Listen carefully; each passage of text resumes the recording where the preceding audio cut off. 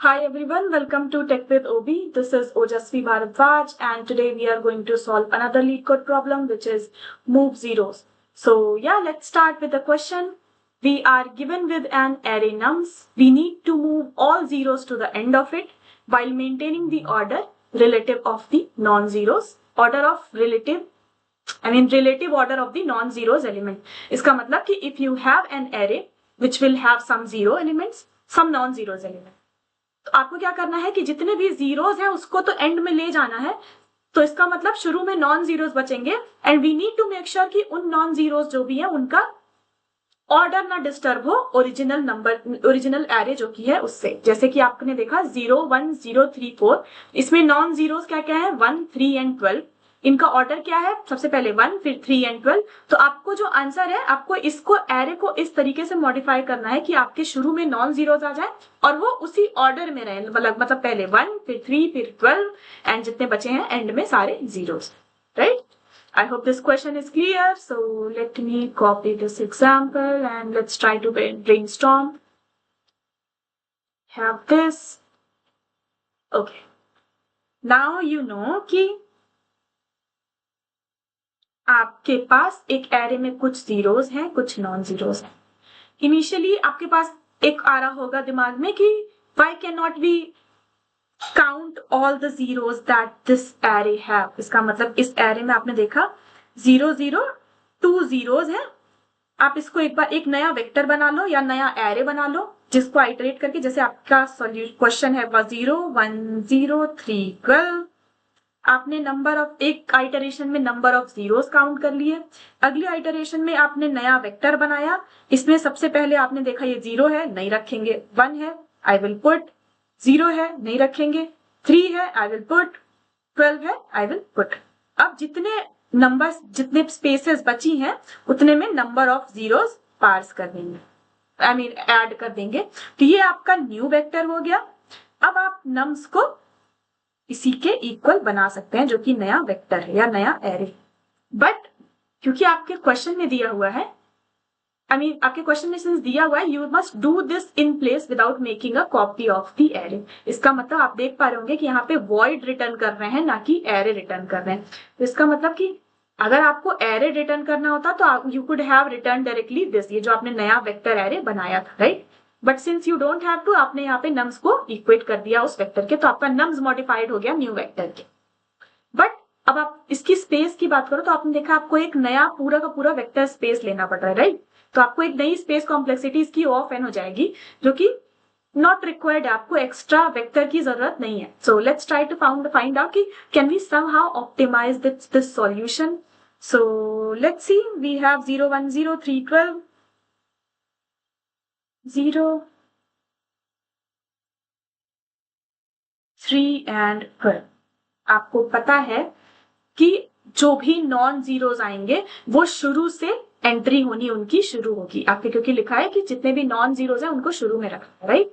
तो शुरू में रखने का क्या मतलब है, इंडेक्स 0। अगर इंडेक्स 0 पे ऑलरेडी नॉन जीरो वैल्यू है तो इंडेक्स 1 पे रखो।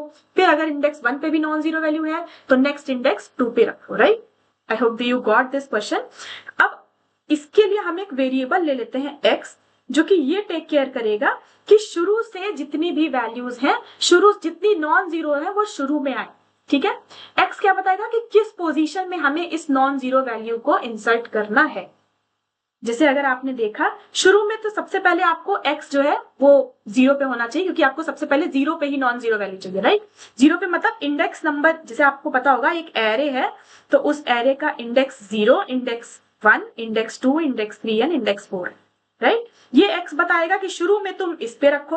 अगर यहाँ पे नॉन जीरो वैल्यू तुमने रख दी तो अब तुम x की वैल्यू 1 कर दो, क्योंकि अब तुम्हें यहाँ पे नॉन जीरो वैल्यू रखनी है।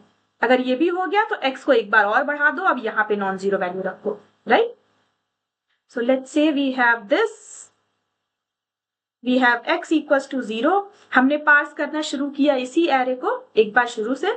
हमने देखा कि शुरू की वैल्यू ही 0 है, राइट। अब क्योंकि ये वैल्यू 0 है तो यहाँ पे x इक्वल्स टू 0, इस इंडेक्स पे 0 तो नहीं रखेंगे। हम आगे चलते हैं कि शायद आगे कोई नॉन जीरो वैल्यू मिले। हमने पहले इंडेक्स पे ही देखा कि ये 1 है नॉन जीरो वैल्यू। अब हम इसको डालेंगे x की जो पोजीशन है वहां पे। ठीक है, हमने क्या किया, स्वैप कर दिया इसको इससे। तो अब क्या होगा कि ये 1 जो है वो यहाँ पे आ जाएगा। अब क्योंकि आपने देखा x इक्वल टू 0 पे ऑलरेडी एक नॉन जीरो वैल्यू है, अब आपकी कोशिश ये रहेगी कि अब x इक्वल टू 1 पे नॉन जीरो वैल्यू आए अगर प्रेजेंट है एरे में तो। Got it?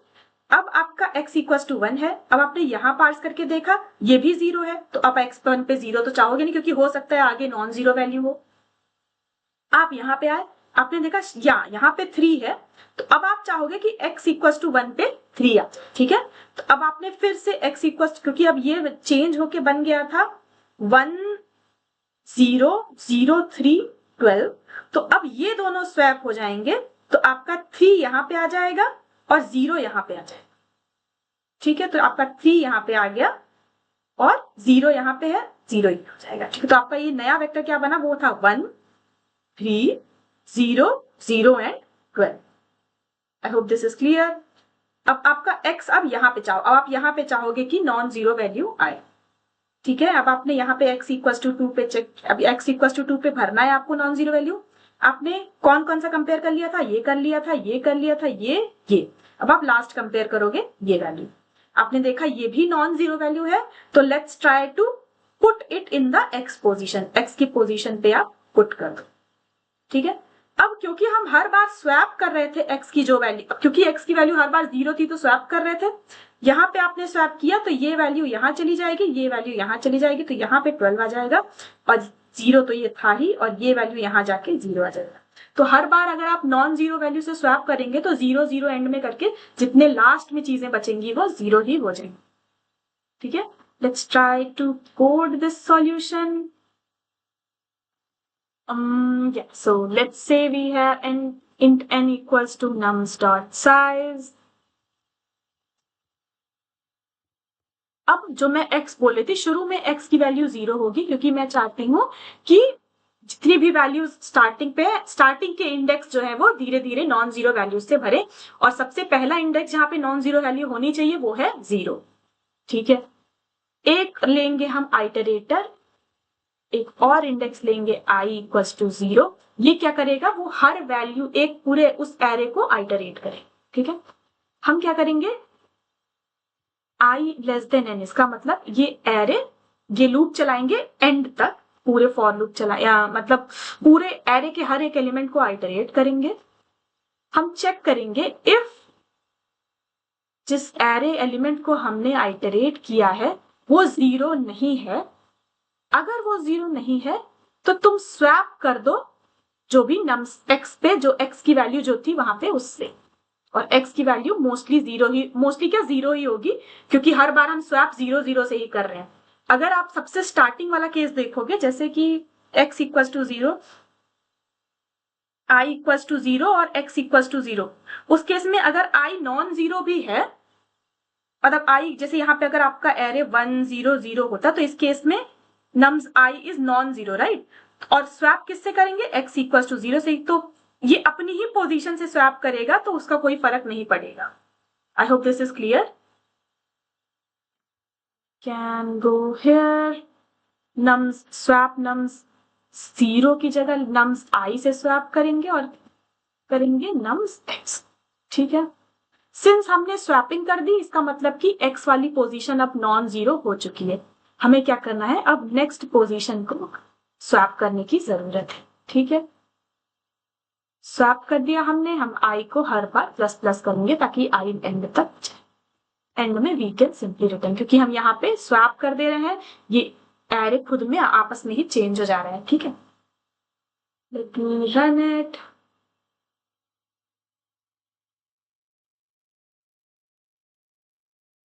Yeah, it is accepted. Let me submit it.